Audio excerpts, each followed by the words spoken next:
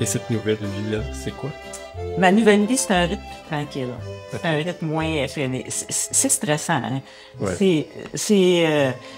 C'est pas une immense organisation, mais c'est quand même une bonne organisation, Vélo-Québec. Je me sens pas l'énergie d'aller rembarquer dans quelque chose de nouveau. Là, je viens d'avoir 62 ans à ce moment-là. Et je me sens pas capable d'aller rembarquer puis de donner toute l'énergie que ça prend d'apprendre des nouvelles choses, de nouvelles organisations. Ouais. Puis j'ai dit, c'est ça. Alors, j'ai dit non, je cherche pas de job de direction générale. Okay. Et depuis prendre une job à temps plein, en me disant, je pourrais faire des contrats. Okay. Je pourrais sur des conseils d'administration. Parce que je me dis, bon, ça, j'ai une expérience de vie, un travail, une expertise que j'ai développée. Ce serait assez plate que ça serve pas. Puis moi, j'ai besoin d'être utile. Okay. Je peux pas juste faire du vélo, du ski, du yoga. Des loisirs, Non, ça va me manquer. J'ai plus le goût de diriger une équipe. J'ai plus le goût d'avoir le stress d'une organisation sur les épaules. J'ai plus le goût de ça. Je prends moins bien le stress que je prenais, comme je pense quand on vieillit, c'est ce qui arrive. Puis je me dis, je vais arrêter ça là, ces jobs-là, mais je souhaite contribuer. En même temps que vous étiez à Vélo-Québec, vous avez aussi développé une présence dans certains conseils d'administration de différents organismes qui sont proches du vélo. Le CA du Palais des Congrès, ça c'est le gouvernement du Québec qui nomme les gens. On me propose ça. Je dis, ça m'intéresse. C'est un domaine complètement différent. Relié aux événements quand oui, même un peu. Un peu aux événements, bien sûr, aux touristes. Et j'arrive sur le CA du Palais des Congrès en 99 au moment de l'agrandissement du Palais des Congrès. Alors ça, je trouve ça particulièrement passionnant. Ensuite de ça, je décide d'aller au CA de Tourisme Montréal parce que je trouve que Tourisme Montréal parle pas assez de vélo. Et le vélo est dans l'ADN de la ville. Les gens viennent ici, ils voient des vélos partout. Les gens nous le disent. Les gens, à chaque fois que les gens viennent à Montréal, nos collègues cyclistes qui venaient des quatre coins de la planète, ils arrivaient à Montréal, ils disent, dans les années 90, il y a pas des vélos à Montréal. Je pourrais faire la promotion un peu plus, comme quoi ça fait partie de l'ADN de Montréal, le vélo. Alors là, je décide de m'impliquer à Tourisme Montréal. Je fais ça pendant 6 ans. Après ça, il y a une table de concertation sur le mode de vie actif que le gouvernement du Québec met en place. Alors là, je suis nommée sur cette table-là, sur le mode de vie physiquement actif. C'est Sylvie Bernier qui est la présidente de cette table-là. C'est une sorte d'organisation. Oui, qu'on connaît, c'est ça. En 2014, le maire Coderre met la société de vélo en libre-service Bixi en faillite. On se rappellera que Bixi est né en 2009, qu'il y a eu des problèmes de financement dû un peu à son modèle lors de sa mise en place, mais que ce qu'ils ont développé, c'est fantastique. Le vélo qu'il a développé, ça marche bien, tout et tout. Mais il met la société en faillite, puis il décide de partir une OBNL, puis de nommer des gens sur un conseil d'administration. Et moi, je lève la main en disant, ça m'intéresse peut-être d'être là. Et on me nomme sur le CA de Bixi. Et donc, on repart Bixi en 2014. C'est Marie-Hélène Farley qui est la présidente. Moi, je suis une des administratrices. Je suis celle qui connaît le vélo autour de la table. Et donc, on remet un nouveau Bixi sur les rails. Et là, c'est un succès. Vraiment, c'est un succès. Et le maire Coderre nous dit, je vous donne 1 an pour me prouver que Bixi, ça marche. Et notre job, c'est dans 1 an de prouver que ça marche. Puis là, après 1 an, la ville décide d'investir pour 5 ans en disant, on verra bien. Puis après ça, là, je pense pas que la ville pense à retirer quoi que ce soit de Bixi. C'est année après année, c'est un succès. Et donc, j'ai quitté Bixi après 7 ans, en 2021. Quand je quitte Vélo-Québec, je décide aussi de quitter Bixi. Mais Bixi est arrivé à un moment, en 2009, à un moment extrêmement stratégique, c'est pas prévu de même, mais il est arrivé à un moment où la ville était quand même assez bien équipée en voies cyclables. Okay. Mettez Bixi à un moment où la ville est pas trop bien équipée, puis les gens se sentent pas trop en sécurité, pas de voies cyclables, ça n'aurait pas aussi bien marché. Et là, elle arrive à un moment là qui est le timing est excellent. Et donc, c'est ce qui fait, entre autres, le succès de Bixi. Alors donc, je me mets sur des CA comme ça parce que je trouve ça particulièrement intéressant. Je prends une expérience. Et en 2021, la Société de transport de Montréal fait une annonce comme quoi elle souhaite recruter une représentante de la clientèle pour à la fois combler le poste de représentant des usagers du transport collectif, mais aussi le poste pour le transport adapté. Okay. Alors, donc, c'est 2 représentants. C'est un CA de 10 personnes. Je suis sélectionnée. Alors donc, depuis janvier, février 2022, je siège sur le conseil d'administration de la Société de transport de Montréal. Et c'est passionnant. Oui, et là, ça élargit la perspective de, Ouais, c'est plus juste le transport actif vélo, c'est là le mix transport. J'ai compris que vous voyez ça comme un équilibre, tout à fait. un écosystème de solutions. Exactement. Est-ce que vous trouvez ça justement sur le conseil Oui. d'administration de l'STM? Exactement. Et cet équilibre-là, je vais revenir un peu en arrière. En 1995, Michel Labrec, qui est président de Vélo Québec, écrit un petit manuel qui s'appelle le cocktail transport. Et ça fait partie des réflexions qu'on a en se disant, il faut faire la promotion du vélo, il faut s'assurer qu'on va avoir toutes les infrastructures pour que les gens puissent rouler en sécurité. Mais le vélo ne répondra jamais à 100% des besoins de déplacement. C'est illusoire de penser le vélo. Et on n'est pas là-dedans non plus. Alors on se dit, le vélo combiné au transport collectif, que ce soit train de banlieue, métro, autobus, et même voiture à la limite, c'est un des maillons du cocktail transport. Alors Michel sort carrément une réflexion là-dessus qui est vraiment encore tout à fait d'actualité 30 ans plus tard, c'est en 1995. Et donc, alors pour nous, c'est important, c'est dans notre discours. On n'est pas en train de dire tous les automobilistes doivent faire du vélo. On n'est pas là-dessus. Il y a du monde qu'on convaincra jamais de quitter leur voiture. Ben, restez dans votre voiture. C'est pas grave, c'est pas ça. Mais il y a du monde qui sont prêts à dire quel est le moyen de transport le plus efficace que je peux prendre en fonction du type de déplacement que je fais, de où je pars, du point A au point B, à quelle heure je le fais, à quel moment je le fais, et à un moment donné, de trouver c'est quoi le meilleur moyen de transport. Et donc, la Société de transport de Montréal, pour moi, je trouvais ça important qu'il y ait une combinaison avec le vélo, que ce soit que le vélo puisse être accepté dans le métro, ce qui est le cas aujourd'hui. Avec mon arrivée à la Société de transport, moi, j'ai refermé ça un peu à l'ordre du jour. Tu as milité pour ça. Oui, ben, j'ai milité pour qu'on étende les heures et qu'on diminue les restrictions. Et la STM la STM était rendue là, honnêtement.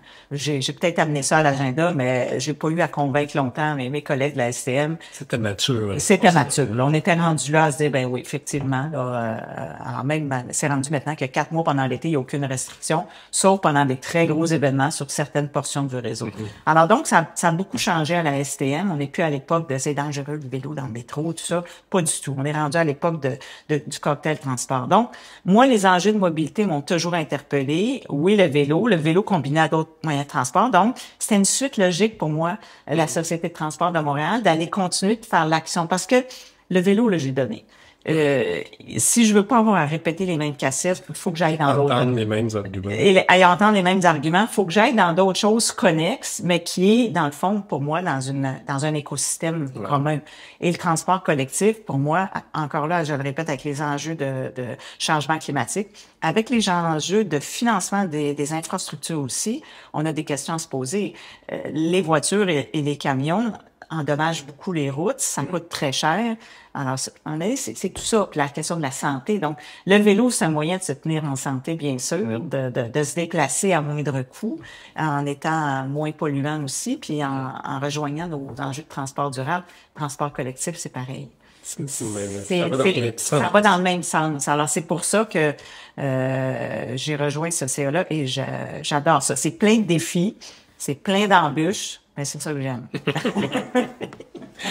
Mais vous êtes aussi au conseil d'administration de la Maison de développement durable. Oui. Alors ça, c'était en 2023. Je rencontre des gens qui sont à la Maison de développement durable, puis là, même à l'automne 2022, puis qui me disent, ouais, les enjeux de gouvernance au CA, tout ça. Puis alors là, finalement, je décide d'aller sur le comité gouvernance comme membre externe. Puis là, après ça, ils disent, ben, ça te tente pas de venir au CA. Puis là, au CA, ça te tente pas d'être président. Alors là, finalement, je suis présidente du conseil d'administration de la Maison de développement durable. Il y avait il y avait des enjeux de gouvernance qu'on a pas mal réglé à ce jour, 2 ans plus tard. Et des enjeux aussi de financement de l'organisation, tout ça. Alors, moi, j'aime ça quand il y a des défis. Alors, des défis réalisables, mais des défis. Donc, j'ai été à la MDD parce que il y avait quelque chose, il y avait des défis. Puis c'est du monde que j'aime, c'est des organisations que j'aime qui sont locataires de la Maison de développement durable. Donc, j'avais envie de contribuer à ça. Je regarde votre parcours, peu importe où est-ce que il y a toujours ce fait-là de l'implication, de la progression, de l'avancement de causes et tout ça.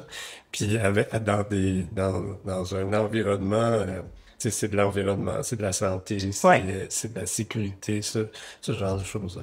Ben, c'est ce qui me passionne, puis je me dis, mon expertise est là-dedans parce que ça me passionnait.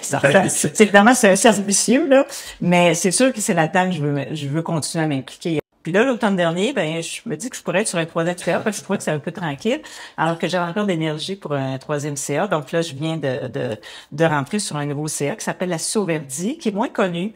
C'est la Société de verdissement. Donc, c'est une OBNL, à Montréal, mais maintenant qui s'étend un petit peu dans la communauté métropolitaine, dont la mission est de verdir, donc de planter des arbres sur le domaine privé et institutionnel. Okay. Donc, à la fois la ville de Montréal. Au début, c'était juste ville de Montréal, puis là, ça s'étend communauté métropolitaine de Montréal.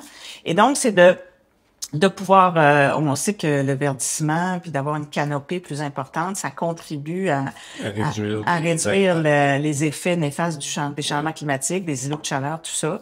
Et donc, la Sauverdi, sa mission, c'est de planter des arbres. Alors, c'est nos BNF. Là, je me suis dit, wow, c'est intéressant, ça, puis...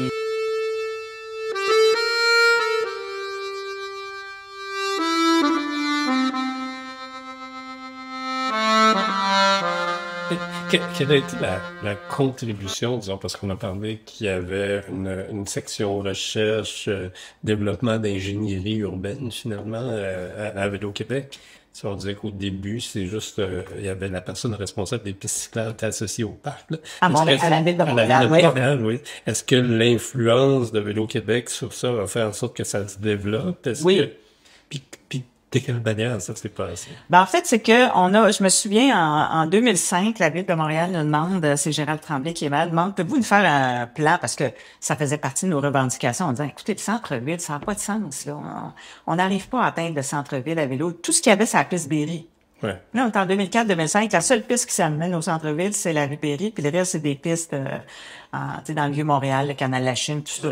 Donc, les gens qui se déplacent à des fins de transport sont coincés dans le trafic, les rues congestionnées, tu te faufiles dans des voitures stationnées, des voitures en mouvement. C'est pas la définition de sécuritaire. Non, c'est pas agréable, puis c'est pas le même que tu convaincs du monde d'enfourcher le vélo. Alors, en 2005, je me souviens, c'est l'équipe de recherche puis d'expertise qui envoie un plan pour le vélo au centre-ville. Mais c'est encore frileux. La Ville de Montréal avait bien un plan, mais attention. Un peu, là. On propose pour la première fois la Ville de Montréal, là, sur des rues dans Milton Park, tout ça, vous pourriez faire des voies cyclables à contresens. C'est quoi ça? Prenez une petite rue à sens unique, un sens unique pour les voitures, mais double sens pour les cyclistes. Okay. Donc, on fait une bande cyclable peinte au sol. Les cyclistes peuvent aller en sens inverse, puis dans le sens des voitures, ils roulent près des voitures, mais c'est une rue tranquille. On parle de sens unique qui sont pas, on parle pas de la rue Saint-Urbain, par exemple. On parle de rues qui sont tranquilles. Là, je me suis dit, on propose ça à la Ville de Montréal. La Ville trouve que c'est intéressant. Il commence à avoir un petit peu plus de monde qui s'occupe de vélo à la Ville de Montréal. Là, on n'est plus avec une personne toute seule dans le parc. Là, on est rendu à autre chose. La Ville commence à se constituer une équipe d'urbanistes, d'ingénieurs. Mais c'est une petite équipe. Puis ils font pas juste ça. Alors là, on propose ça. Puis ils disent, ouais, on va essayer. Puis là, les gens nous disent, complètement fou, la bande cyclable à contresens, c'est dangereux, il va y avoir des morts. Écoutez, on s'inspire de ce qui se fait en Europe. Donc, on est arrivé avec des idées. Okay. On est arrivé avec des idées, puis on les a défendues. Parce que quand on arrive avec ces idées-là, après ça, c'est facile de couler l'idée parce qu'on l'a jamais vu. Puis là, tu dis, ben non, je l'ai vu, ça marche. Oui, il y a des références. Il y a des références. On l'a vu sur place, ça fonctionne. Il n'y a pas de raison que ça fonctionne pas ici. Oui, il y a une adaptation. C'est sûr que quand on change une façon d'aménager une ville, il y a toute une adaptation. Il y a des gens qui chialent, il y a des gens qui disent ça marchera jamais. Puis un an plus tard, les gens oublient. Ça prend un an. Un an plus tard, les gens ont oublié ce que c'était avant. Alors donc, on propose ça. Ça commence à s'aménager tranquillement. Puis on avait proposé un lien sur Maisonneuve qui, le monde de la bicyclette, avait revendiqué longtemps un lien sur la rue Maisonneuve. Nous, à ce moment-là, on propose deux unidirectionnelles sur Maisonneuve, mais la Ville de Montréal n'est pas prête à faire ça, mais elle est quand même prête à faire une bidirectionnelle d'un même côté, au lieu d'avoir deux unidirectionnelles de chaque côté. Elle propose ça. Ça se fait en 2008. C'est André Lavallée, à ce moment-là, qui est le responsable des transports à la Ville de Montréal. Okay. Donc, c'est quelques années après le plan qu'on présente. Il retire 300 places de stationnement. Il n'y a pas un mot d'un journaux sur les places de stationnement qu'on retire. Et là, je me dis, on est-tu enfin arrivé à un moment où les gens comprennent que si on veut faire de la place aux cyclistes, il va falloir qu'on revoie l'allocation de l'espace dans la rue. Puis ça veut dire enlever de la place à l'auto qui a pris toute la place au fil des décennies. Alors, ils enlèvent 300 places de stationnement, font une piste bidirectionnelle sur le boulevard Maisonneuve et c'est un succès. C'est un succès, cette piste-là fonctionne, tout ça. C'est pas l'idéal parce qu'il y a beaucoup d'intersections. Ouais. C'est pas l'idéal, mais quand même, c'est une première. Puis après ça, il y a des bandes cyclables à contresens. Donc, c'est souvent des suggestions qu'on a faites à la Ville de Montréal. Des fois, on a eu des mandats pour réaliser carrément les trucs. Puis après ça, la Ville de Montréal, pas folle, elle dit là, il va falloir qu'on se dote d'une équipe, nous autres aussi, là, puis d'urbanistes, puis d'ingénieurs qui vont faire la job aussi. Puis et tranquillement, elle se dote d'une équipe. Mais maintenant, une très bonne équipe à la Ville de Montréal, vraiment très bonne équipe, qui, dans le fond, planifie maintenant les voies cyclables. Et chaque année, je me promène à la Ville de Montréal, je dis, oh, ils ont fait ça. Wow. Juste un petit bout. Mais ce petit bout-là vient juste compléter un axe qui était incomplet. Ouais. Alors ça me fascine. Mais maintenant, la Ville de Montréal est très bien organisée pour ça. Mais j'imagine qu'on a mesuré aussi. Parce que comme on le fait pour les routes, les rues, les boulevards, on mesure la circulation puis ça. J'imagine qu'on a commencé à le faire aussi sur les pistes cyclables. Ça renseigne aussi sur le niveau de popularité. Puis ça vaut la peine à ce moment-là d'investir dans des équipes, là, j'imagine. Exactement. Donc, il y a une firme à Montréal qui s'appelle Éco-Compteur qui installe des compteurs sur les voies cyclables. Okay. Entre autres, et qui sont capables de mesurer combien de personnes passent à l'heure. Donc, oui, il y en a sur les principales pistes à Montréal. Et vous avez raison, si on n'est pas capable de mesurer ce qu'on fait, si ça marche, ben après ça, on reste dans les perceptions. On dit, ça marche pas ou ça marche. Alors oui, il y a eu et ça faisait partie des suggestions que Vélo-Québec faisait en disant, il faut mesurer ça. Okay. Alors, des fois, on faisait des comptages. Tu mets quelqu'un toute une journée qui compte le nombre de personnes pendant 3-4 jours. Des fois, tu mets des compteurs au sol. Là, maintenant, c'est intégré les compteurs dans certaines voies cyclables. C'est même des données ouvertes que les gens peuvent aller consulter sur le web, là. Carrément, ils peuvent voir, tiens, combien de personnes est passé hier sur le REP Saint-Denis à hauteur des carrières. Alors, donc maintenant, c'est intégré tout ça. Mais à l'époque, ça ne l'était pas. Mais ça faisait partie des bonnes pratiques qu'on proposait à la Ville. Donc, Vélo-Québec a aidé parce qu'on avait le temps, nous autres, d'aller documenter tout ça ailleurs. Puis comme je vous dis, les villes avaient pas tellement le temps de documenter ça. Les firmes d'ingénierie étaient pas tellement intéressées par ça. Donc, à un moment donné, on était comme un peu... Il y avait une place à prendre, puis on l'a prise. Maintenant, cette place-là est beaucoup plus... Il y a des équipes techniques. À la Ville de Montréal, il y a une grosse équipe technique. Mais dans des petites municipalités, il n'y a pas d'équipe technique qui font ça. Donc, des fois, ils vont aller faire affaire avec des firmes d'ingénieurs, ou des fois avec Vélo-Québec, ou avec d'autres firmes qui vont leur proposer un aménagement de voies cyclables à ce moment-là. Donc, on a aidé beaucoup en donnant des moyens techniques. On a publié notre premier guide technique des voies cyclables en 1990. Premier colloque en 1980-79. Pliant des guides techniques, on a pris le guide, la première version en 1990, puis après ça, on a fait des versions qui s'amélioraient. Puis après ça, on a publié en 2000, qui est mise à jour tous les 5 ans, peut-être. Puis qui est un outil pour les municipalités, entre autres. Mais puis ce qu'on veut, c'est que les municipalités aient les outils pour faire ça, puis après ça, qu'elles disent, hey, là, ouais, on n'a peut-être pas toutes les ressources à l'interne, mais au moins, je vois ce qu'on peut faire. On va aller travailler avec une firme qui va nous aider. Puis après ça, notre équipe est capable de construire la piste. C'est ça. Alors, des fois, c'est ça. L'accroissement des kilomètres de voies cyclables est carrément en synergie avec l'accroissement de la pratique. Et on le savait, ça. C'est ce qu'on voyait en Europe. Plus vous avez des kilomètres de voies cyclables, plus vous avez des cyclistes. Puis plus c'est sécuritaire, plus vous allez retrouver des femmes sur ces voies cyclables-là, plus vous allez retrouver des enfants, plus vous allez retrouver des gens âgés. Non pas juste les hommes entre 20 et 35 ans. Tu peux pas faire la promotion du vélo si tu n'as pas des conditions favorables à la pratique du vélo. Et ça, les gens le sous-estiment. À chaque fois qu'on fait des enquêtes sur les gens, on dit, c'est quoi votre principal frein à l'usage du vélo en ville, à la campagne? Ouais. La sécurité.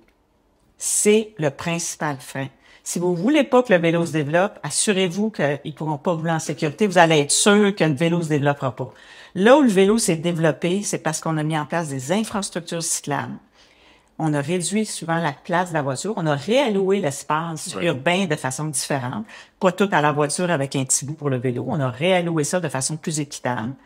Sans éliminer la place de la voiture, mais en diminuant son emprise sur la route, en donnant de la place au vélo pour s'assurer qu'un enfant de 7 ans pouvait se déplacer, puis qu'un papy de 78 ans pouvait le faire aussi.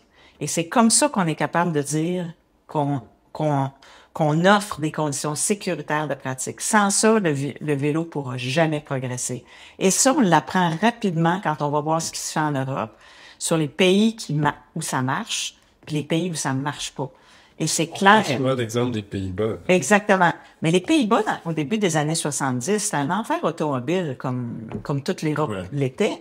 Et c'est carrément un soulèvement citoyen parce que les enfants se faisaient tuer dans les rues d'Amsterdam. Là, les gens ont dit, ça suffit. On en aura le bol que nos rues ne soient pas sécuritaires pour nos enfants. On veut moins de voitures dans les rues. Puis là, le vélo est embarqué de même. On a l'impression que les Pays-Bas sont construits depuis 512. C'est pas vrai, là. C'est très récent comme mouvement, mais moins récent que nous autres. Et ils ont carrément décidé chaque année qu'ils allaient faire des voies cyclables, diminuer donc la place de la voiture. Et c'est ainsi qu'ils ont rendu les rues du Pays-Bas sécuritaires. Et c'est ce que le Danemark fait aussi. C'est les deux pays les plus impressionnants là-dessus, de quoi s'inspirer. Avec les modèles qu'on a ici maintenant, avec on prend toujours le rêve, oui. Tu sais, qui est une véritable, je dirais pas autoroute, là, mais véloroute vraiment séparée de oui. la voie. Et unidirectionnelle, ouais. Ce qui accroît beaucoup la sécurité des cyclistes qui l'empruntent et qui facilite la traverse des piétons et des automobilistes. On peut dire qu'il y a eu un gros changement depuis quelques années, là, à Montréal, entre autres, puis même dans d'autres villes du Québec. On n'hésite plus maintenant à dire, bon, ben là, il y avait 4 voies de large, maintenant, il va y avoir 2 voies de large, 3 voies de large. Puis cette voie-là, on va créer une voie dédiée dans un sens, dans l'autre sens, mais on va faire plus de place aux cyclistes.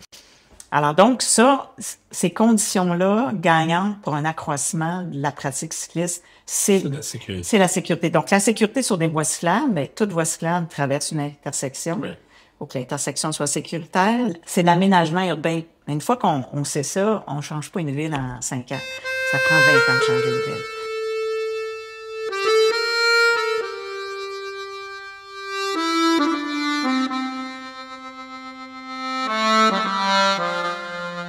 Qu'est-ce que ça fait, une Suzanne Darrow, quand ça veut faire des loisirs? Est-ce que ça fait encore du vélo? Oui. Oui, ça fait encore du vélo. Je suis assez malheureuse à voyager en voiture, moi. Ouais, c'est pratique, la voiture, là. Il y a pas de doute, je l'utilise. J'ai pas de voiture, mais j'ai comme une auto, je loue des voitures, donc... C'est utilitaire. Tout à fait, alors. Mais de me dire, je vais aller faire un road trip, ça, je suis pas heureuse là-dedans.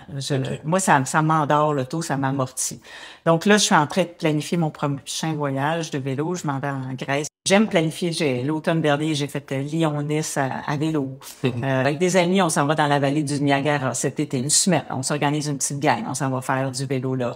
Mes loisirs sont souvent du vélo parce que c'est le même, je me sens vivante. J'ai besoin que ce soit actif physiquement. Puis même si, à l'âge que j'ai plus la même énergie qu'à 40 ans, ben je fais des parcours qui sont peut-être moins longs, puis moins... je fais quand même des parcours qui sont coûteux, parce que j'aime faire ma course, mais qui sont quand même moins longs, là. Mais j'adapte aussi pour que ce soit agréable, confortable. Donc, c'est combien de kilomètres par année, ça? Je calcule même pas ça. Parce qu'il y a toute cette tendance de performance. Je sais, mais moi, je suis pas là-dedans. Ça me correspond. Je suis pas sur Strava. Je calculais, à un moment donné, avec mon odomètre, je calculais le nombre de kilomètres que je faisais par année sur mon vélo de route. C'était pas mon vélo. Puis je faisais à peu près 3000 kilomètres par année. Alors, quand je regarde, il y a du monde qui me dit, ouais, moi, je fais 6000 kilomètres par année. Ben, tant mieux. Mais moi, c'est pas la mesure que c'est pas la mesure. Puis des 100 kilomètres, je tripe pas à faire un 100 kilomètres de vélo. Moi, honnêtement, là, j'aime ça entre 60 et 80. Quand je fais des journées avec des amis, tout ça, entre 60 et 80, j'ai du plaisir et du fun, on a le temps de s'arrêter, de découvrir des coins. Au-delà de ça, j'ai plus de C'est moins intéressant. C'est moins intéressant. Donc, je suis pas dans le kilométrage. Puis, alors donc, c'est ça, des voyages, des sorties. Donc, je fais ça. Ça, c'est très important pour moi. Régulièrement, ouais, tout à fait. L'hiver, je vais m'entraîner, je vais faire du spinning ou du vélo d'exercice. Je suis abonné au YMCA près de chez moi. Je fais ça pour me tenir en forme. C'est une façon de me tenir en forme. Je fais des voyages. J'ai toujours l'ambiguïté de dire, ouais, les voyages en avion, c'est pas... quand on est préoccupé de l'environnement, c'est pas la meilleure... le moins d'impact sur l'environnement. C'est ça, mais je mets toujours dans la balance le fait que j'ai passé ma vie d'adulte sans voiture. et que j'habite un quartier central de Montréal, je me suis toujours déplacée à vélo pour aller travailler ou en transport collectif. Et vous compensez, vous prenez l'avion, mais pour aller faire du vélo. C'est ça, c'est ça exactement. Ouais, c'est ça. Mais... Anecdote, on s'est échangé des courriels en préparation de cette entrevue. La signature de vos courriels, c'est envoyé de mon vélo. Ben, c'est parce que... J'imagine pas toujours vrai, mais... Non, c'est ça, exactement. Ce que je me rends compte, c'est... On a beau vous avoir sorti de Vélo Québec, mais on sortira jamais de vélo de Suzanne. Non, jamais. C'était une très intéressante.